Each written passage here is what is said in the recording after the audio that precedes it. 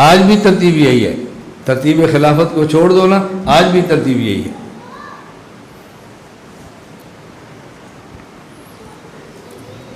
عابدین علی الحق و مع الحق، عابرین، یہ عابدین نہیں، عابرین علی الحق و مع الحق، یہ حق پر ہیں، حق کے ساتھ ہیں۔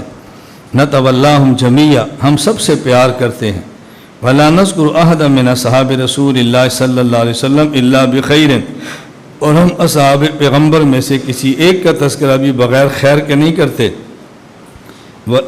یہ صحابہ کرام کے بارے میں یہ بات ذہن نشین فرما لو کہ نبی معصوم ہے، صحابی محفوظ ہے، اور مجتہد معجور ہے۔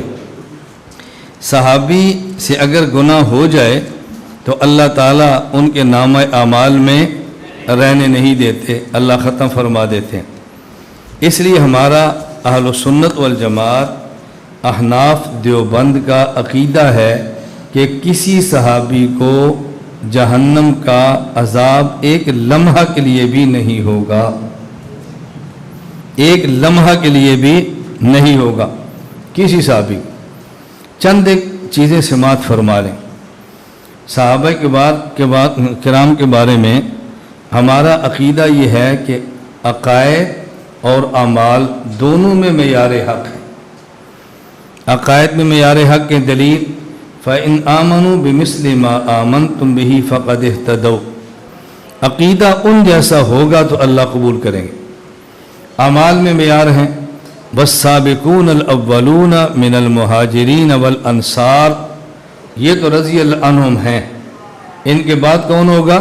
وَالَّذِينَ اتَّبَعُوهُمْ بِإِحْسَانٍ، جو ان کے نقش قدم پر چلے گا وہ بھی رضی اللہ عنہم بن جائے گا۔ تو عقائد میں اور اعمال میں معیار صحابہ کرام ہیں رضی اللہ عنہم اجمعین۔ ایک سوال اچھی طرح سمجھنا، سوال یہ ہے، قرآن کریم کہتا ہے فَإِنْ آمَنُوا بِمِثْلِ مَا آمَنْتُمْ بِهِ، اگر تمہارا ایمان صحابہ جیسا ہوا تو قبول کریں گے، صحابہ جیسا نہ ہوا تو تم گمراہ ہو جاؤ گے۔ سوال یہ ہے کیا صحابہ جیسا ایمان ممکن ہے؟ جی، تو پھر اللہ نے اس کو معیار کیوں بنایا؟ اسے کہتے ہیں تعلیق بالمحال، اسے کہتے ہیں تکلیف ما لا یطاق، جو بندے کے بس میں ہی نہیں ہے تو پھر کیوں فرمایا کہ صحابہ جیسا ایمان؟ جب ہم یہ کہہ رہے ہیں کہ صحابہ جیسا ایمان ممکن ہی نہیں تو اللہ کیوں فرما رہے ہیں صحابہ جیسا ایمان ہوگا تو ہدایت ملے گی؟ جب ممکن ہی نہیں تو پھر اللہ نے کیوں فرمایا؟ سوال سمجھ آ گیا؟ اچھی طرح بات سمجھو، بس اوقات بندہ بات سمجھ نہیں پاتا نا، پھر الجھنیں ہوتی ہیں۔ ایک مولانا صاحب نے بیان کیا، یہ دیکھو جو پل صراط ہے نا، یہ تلوار سے تیز ہے، بال سے باریک ہے، 500 سال چڑھنے میں لگیں گے، 500 سال گزرنے میں لگیں گے، 500 سال اترنے میں لگیں گے۔ نماز پڑھا کرو ورنہ پل صراط سے نہیں گزر سکتے، روزے رکھا کرو ورنہ پل صراط سے نہیں گزر سکتے، زکوٰۃ دیا کرو ورنہ پل صراط سے نہیں گزر سکتے۔ ایک آدمی کھڑا ہوا، اس نے کہا مولانا صاحب جو پل صراط آپ بتا رہے ہیں نا اس پر تو نماز پڑھیں پھر بھی نہیں گزر سکتے۔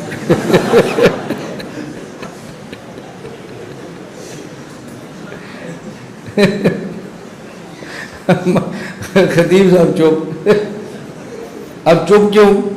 وہ یہ بات سمجھا نہیں سکتے تھے کہ اس کا مطلب کیا ہے۔ اور یہ جو میں بات کہہ رہا ہوں نا، آپ ہنس تو پڑے ہیں، یہ آپ بھی نہیں سمجھا سکتے۔ آپ ایمان بالغیب لا سکتے ہیں، سمجھا نہیں سکتے۔ نہ یقین ہے تو کسی اور سے پوچھنا، پھر مجھے فون کرنا، پھر آپ کو سمجھ آئے گا ہم کیسے سمجھاتے ہیں۔ ہم کہتے ہیں نا آیا کرو ادھر، کبھی کبھی مٹ جائیں گے دل کے ارماں کبھی کبھی۔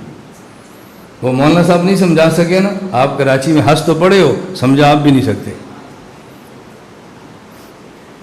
اس کا میں جواب نہیں دے رہا، اس لیے نہیں دیتا کہ تم کوشش کرو، تلاش کرو، جب نہ ملے پھر فون کرنا، جب مل جائے تو جواب لکھ دینا۔ ہمارے پاس 2 جواب ہو جائیں گے، ایک اپنا ایک آپ کا، ہم 2 جواب لکھیں گے، جو لکھے بتائے گا اس کے حوالے سے اپنی فائل میں درج کریں گے بھائی فلاں قبلہ نے ہمیں ایک جواب اور دیا ہے، اور بتاؤ کیا اعزاز دے تمہیں۔ توجہ رکھنا، سوال کیا ہے؟ اگر صحابہ جیسا ایمان لاؤ گے ہدایت ملے گی۔ جب صحابہ جیسا ایمان ممکن ہی نہیں، اللہ پاک نے اس کو بنیاد کیوں بنایا؟ جواب، مثل کی دو قسمیں ہیں، ایک ہے مثل بالکم، ایک ہے مثل بالکیف۔ کم کا معنی ہوتا ہے کمیت، مقدار، کیف کا معنی ہوتا ہے کیفیت۔ ایک یہ ہے جتنی چیزوں پر صحابہ ایمان لائے اتنی چیزوں پر تم لاؤ گے تو ہدایت ملے گی، اس میں سے ایک بھی چھوڑ دو گے تو ہدایت نہیں ملے گی۔ یہ ہے مثل بالکم۔ اور ایک کیا ہے؟ مثل بالکیف۔ جو کیفیت صحابہ کے ایمان کی تھی وہی کیفیت ہوگی تو قبول کریں گے، وہ نہیں ہوگی تو قبول نہیں کریں گے۔ جو مطالبہ ہے وہ مثل بالکیف کا نہیں ہے، مثل بالکم کا ہے، اور جو اعتراض ہے وہ مثل بالکم کی بنیاد پہ نہیں ہے، مثل بالکیف کی بنیاد پر ہے۔ سمجھ آ گئی؟ اعتراض کرنے والے نے کیفیت سمجھی نا، حالانکہ کیفیت مراد ہی نہیں ہے، بلکہ کیا مراد ہے؟ فَإِنْ آمَنُوا بِمِثْلِ مَا آمَنْتُمْ بِهِ، اگر تم نے ان تمام چیزوں کو مانا جن کو صحابہ نے مانا تھا تو ہدایت ملے گی، ان میں سے ایک بھی چھوڑو گے تمہیں ہدایت نہیں ملے گی۔ اب کرو سوال۔ میں اس لیے ایک بات پرسوں بھی کہی تھی، کل بھی کی تھی، آج پھر کہتا ہوں اور ہر سبق میں کہتا رہوں گا، اعتراض کرنے والا نہیں سمجھا، اعتراض کیا ہے، ہم نہیں سمجھے، ہم نے جواب نہیں دیا، دونوں ایک ہی طرح کھڑے۔ وہ سمجھ جاتا اعتراض نہ کرتا، ہم سمجھ جاتے تو جواب دے دیتے۔ اللہ الذی خلق سبع سماوات ومن الارض، بولو، زمین آسمان کی طرح ہے۔ کوئی تم سے پوچھ لے، اللہ فرماتے ہیں ہم نے 7 آسمان بنائے اور ان کی طرح 7 زمینیں بنائی ہیں، جیسے آسمان ہے ویسی زمین ہے، تو اللہ نے مثل کیوں فرمایا؟ جواب آ گیا نا، مثل بالکم ہے۔ اب تم بولتے جاؤ گے، بولتے جاؤ، اعتراض آتے جائیں گے، تم نکھیرتے جاؤ گے، اب تمہیں کسی کتاب کی ضرورت نہیں پڑے گی، صرف ہم فقیروں کی صحبت کافی ہے۔ اب دیکھو آپ نے جواب دے دیے نا، اور یہ جواب کہ اللہ الذی خلق سبع سماوات من ارض مثلہن، مثل سے مراد مثل بالکم ہے، یہ مولانا ننوتوی نے تحذیر الناس میں لکھا ہے۔ اب دیکھو کیا مشکل نہیں ہے نا، اب آپ کھولتے جاؤ۔ میں اس لیے بیٹا بار بار کہتا ہوں، جب تک آپ پر بات کھلے گی نہیں نا، آپ کتابیں کھولو گے جواب نہیں حل ہوگا، اور جب آپ پر بات کھل جائے گی نا پھر آپ کو جواب کے لیے کتاب کی ضرورت پیش نہیں آئے گی۔ ہاں ظاہر ہے حوالے کے لیے پیش آئے گی، حدیث کے لیے حوالہ چاہیے، آیت کے لیے حوالہ چاہیے، لیکن مخالف کو مطمئن کرنے کے لیے، جواب دینے کے لیے حوالہ نہیں چاہیے آپ۔ میں کئی بار کہتا ہوں، دیکھو ابراہیم علیہ السلام فرمایا نا کیف تحیی الموتی اولم تؤمن، مانتے نہیں ہو؟ کہا جی مانتا ہوں۔ پھر کیوں پوچھتے ہو؟ لیطمئن قلبی، تاکہ میرا دل مطمئن ہو جائے۔ تو کیا ابراہیم کا دل مطمئن نہیں تھا پہلے؟ اگر اطمینان ہی نہیں ہے تو ایمان کیسا؟ اطمینان ہے تو پھر لیطمئن قلبی کا مطلب کیا ہے؟ سوال سمجھ آ گیا؟ اب جواب آپ تلاش کرنا، ہم چھوڑ کے آگے چلتے۔ تلاش کرو ایسا جواب جو دل کو لگے۔ جواب تو لکھے ہوتے ہیں، دل کو لگے۔ جواب ایسا ہوتا ہے جو دل کو لگے، بس، اور مطلب نہیں ہوتا۔ اس کا جواب دے دوں یا تلاش کر لو گے؟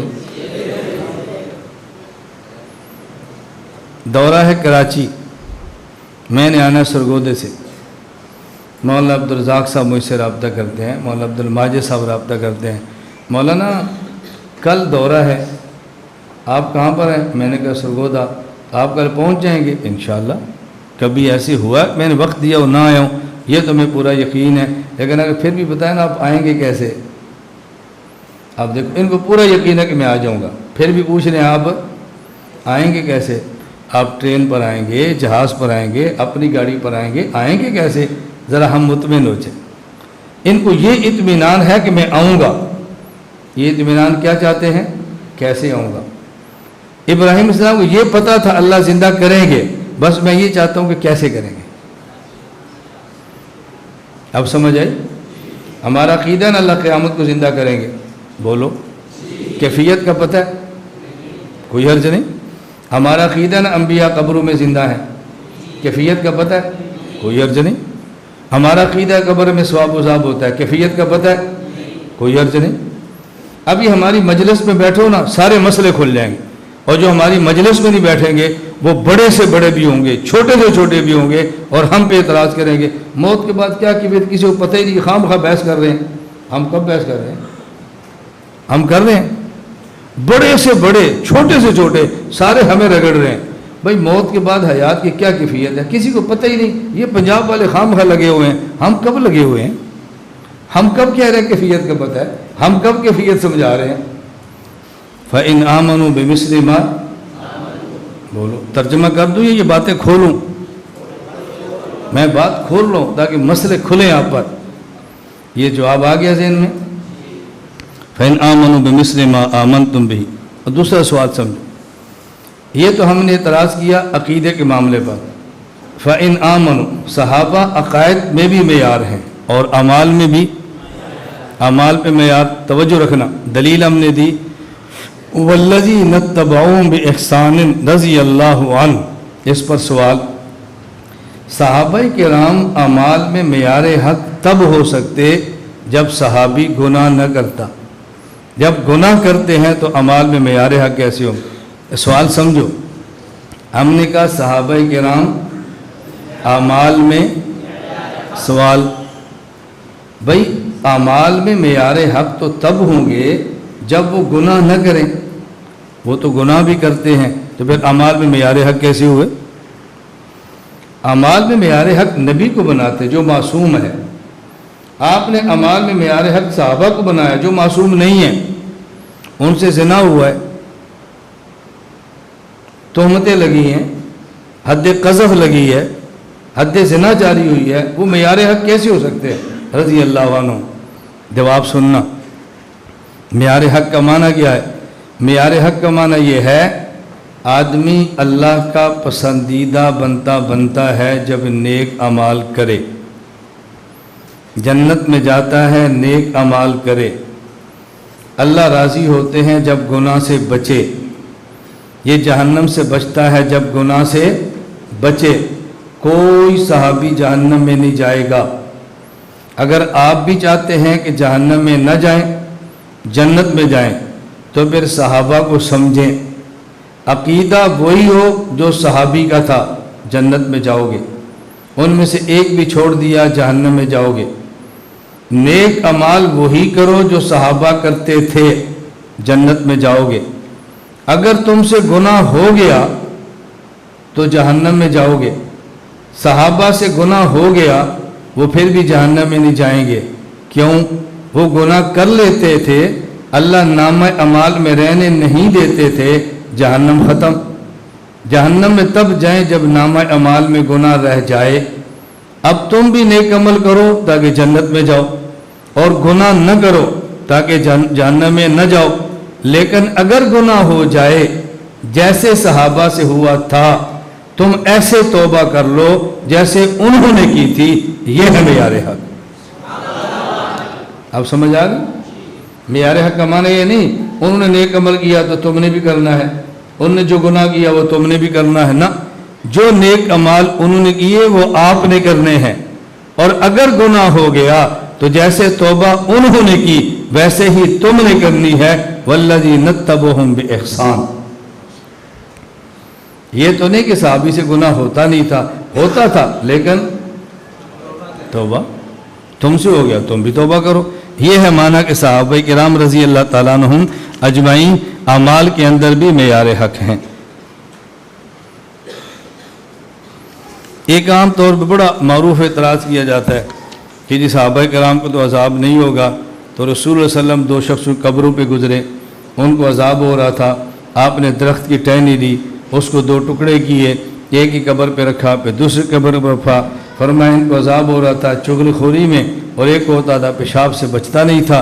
تو جب سبز ٹہنیاں رکھی، اللہ نے عذاب ختم فرما دیا، تم کہتے ہو نہیں ہوتا، یہ تو ہو رہا تھا۔ بھئی یہ اعتراض تب بنے گا جب یہ ثابت کرو وہ قبریں صحابہ کی تھیں، یہ ثابت کرو کہ قبریں، لاؤ اس پہ دلیل۔ جب تک اس قبر کا صحابی کی قبر ہونا ثابت ہی نہ ہو تو پھر آپ اعتراض کیسے کریں گے؟ اعتراض تو بندے کا پکا ہونا چاہیے نا۔ آگے ایک سوال ہے، یہ بہت اہم سوال ہے۔